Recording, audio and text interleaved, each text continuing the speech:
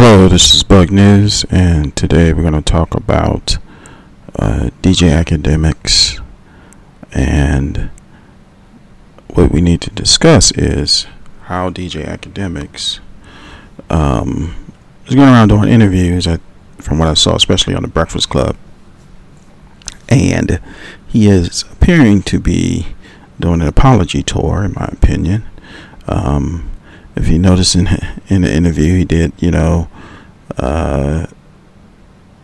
some things, explaining himself as far as why he said things about dusty people. Well, not dusty people, about calling the pioneers of hip hop dusty because they didn't receive the bag, and it's a complicated statement for him to make because a lot of, as we know, a lot of artists do get ripped off, and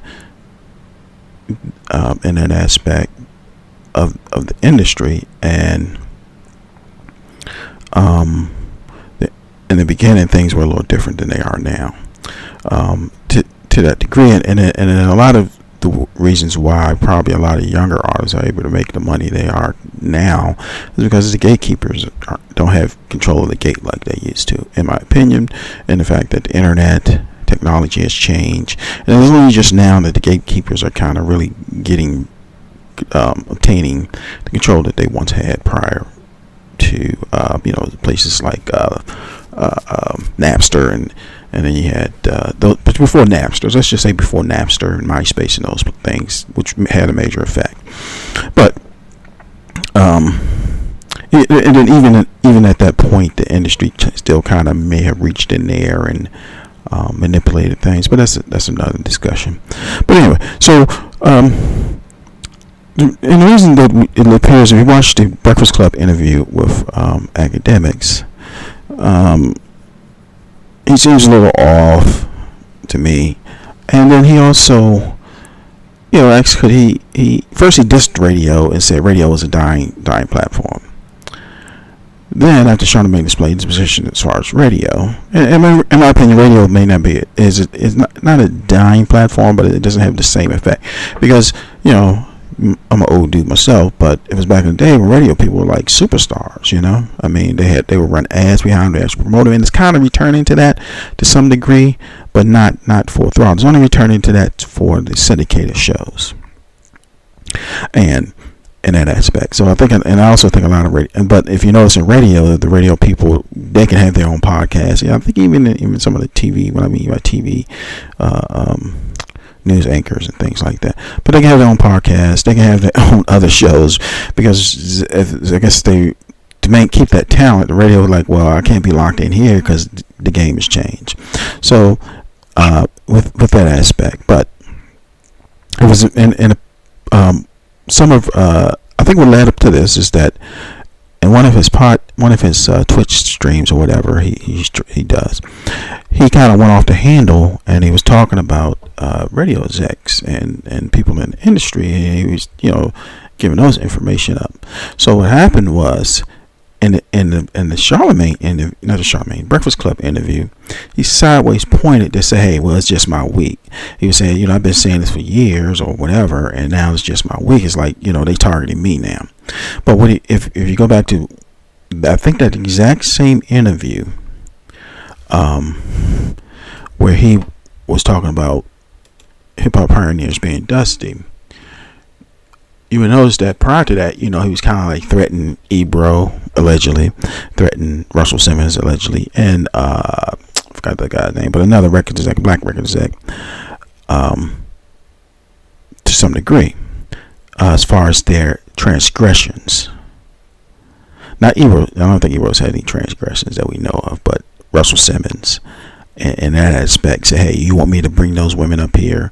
And then he said he never went at Ebro because Ebro was too foul. So in Ebro's case, I didn't know, and maybe you knew.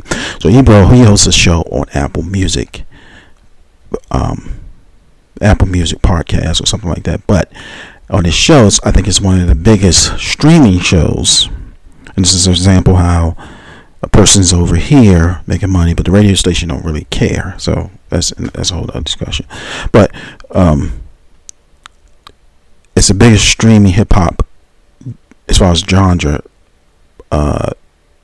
in the industry, so Ebro can Martin Lee can break a career or kill a career, allegedly. But if you go back further, Akademiks kind of promoted. I think it's promoted. He was involved with Tekashi 6ix9ine career, and so basically he could say something about this artist and do various things to help lift up Tekashi based off his commentary and influence. So he even said that he had met with radio executives and things like that in the past. So I think what happens is a combination of him drinking and then his true feelings coming out, and he's streaming for 5 hours. So 5 hours, that's a lot of talking. I'm not gonna, that's just a lot of talking. And him getting into his feelings for whatever reason, which may have been going on in the background, that he slipped up, and then the reason for this apology show is because the industry, in my opinion, must be holding something over him. Yo, you need to calm down, but you're gonna go out here and apologize first because we're gonna take everything away from you. Maybe who knows? Maybe his Twitch count got threatened. Maybe he ain't want to lose that. I don't know if he had any other income. I know he was. I think he was a writer of Complex for a minute. But if the industry put you in those positions, they could take those positions away if you didn't reestablish yourself in another manner. So what I mean by industry, I'm talking about the connection. Now, although he said he doesn't network, he doesn't network well, I should say. He could have capitalized off that, and then that's what I said. That's another point in the Charlemagne interview. He's pointing out where he messed up. That's why he got to go ahead and beg and reestablish himself. It's like a PR thing of what he said for some reason. But it wasn't really the Dusty thing. It was the fact that, as far as the Russell Simmons statements, in my personal opinion, allegedly, and the other record executive statements that he put out there, and I think that is where the tides kind of shift as far as on the internet and things like that. So once it reaches a certain level, of course, everyone talks about it, XYZ. But on the flip side, like I said, he criticized radio, but then he turned around and asked them for a job. Then this leads into him getting back into his feelings. When he was starting this thing, he couldn't get no interview. So what? A lot of people can't get interviews when they first start. So he couldn't get interviews with the records exec. But once he got the push from, I guess, based off a video that I saw, I don't know if it's true or not, but it's the channel was on YouTube. But the truth is, and they had DJ Akademiks exposed to gatekeepers in the music industry, and they do a compilation of him saying stuff and past statements and interviews that he had done, and they just put that up 4 days ago. But anyway. I think this video was up like 4 days ago or something like that. Or it might be a little older. But he had some personal things. That's, like I said, a combination of drinking. He gets to think of back, let his guard down. He gets to run in his mouth. Yeah, I remember y'all wouldn't even put me on. And then the whole tie-in with the, because a lot of those guys were older guys, a lot of tie-in with the artists, current rappers or performers, and how they are up now. So he's saying he's up now. Look at me now. And y'all just, dusty perverts. And this is all speculation. But like I said, you go look at the Charlemagne interview. He wasn't key. They make it so bad. They pointed out a lot of stuff that he does. I really don't watch him, so they say, well, you be drinking on the show. Yeah. You be doing this. Yeah. And then sometimes, he said when people used to cheese him about his weight, he said he would get in his feelings and respond back. So that's the support to my argument that he was over there drinking. He went off the cliff.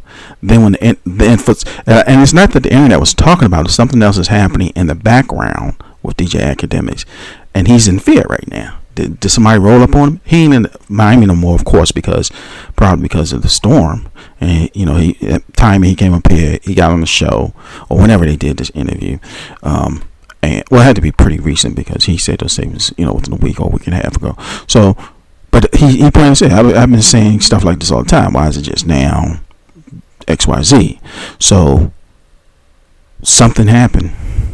In my personal opinion, he ain't telling us what happened, but if you, like I said, you go watch that Breakfast Club interview, and then after you watch that, then go back and watch the truth is, and the title of the video is DJ Akademiks exposed the gatekeepers in the music industry. But even when I was looking at, prior to me watching that, I said, why does it seem like he's apologizing, or he he's like on the ropes and he had to do this? It's just my personal opinion. But anyway, this is Bug Dudes. Please like, share, subscribe, and comment, and hit that notification. And thank you very much.